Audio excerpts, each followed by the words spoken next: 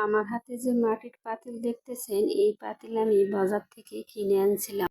কারণ আমার মাটির পাতিলগুলো খুবই ভালো লাগে দেখতে। হঠাৎই মনে হলো আমি দই বানাবো, এর জন্য আমি পাতিলগুলো রেডি করে ধুয়ে মুছে শুকিয়ে নিয়েছি এবং কিছু দুধ আমি জাল দিয়ে অল্প করে নিয়েছি এবং এই দুধগুলো আমি একে একে সব বাটিতে ঢেলে নিব। এর আগেও আমি দই বানাইছিলাম, দইগুলো খুবই সুন্দর হয়েছিল। দেখি আজকের দইগুলো কেমন হবে।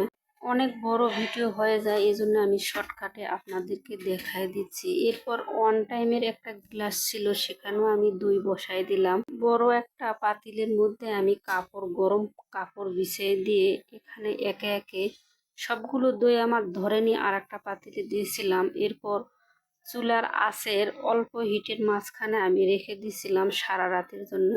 এই তো দেখেন আমার দইগুলো অনেকটা সুন্দর হয়েছে বন্ধুরা। আপনারাও এরকম অল্প সময়ের মধ্যে দই বানাইতে পারেন। মাশাআল্লাহ, আমার দই খুবই সুন্দর হয়েছে এবং খেতেও ভীষণ মজা হয়েছিল।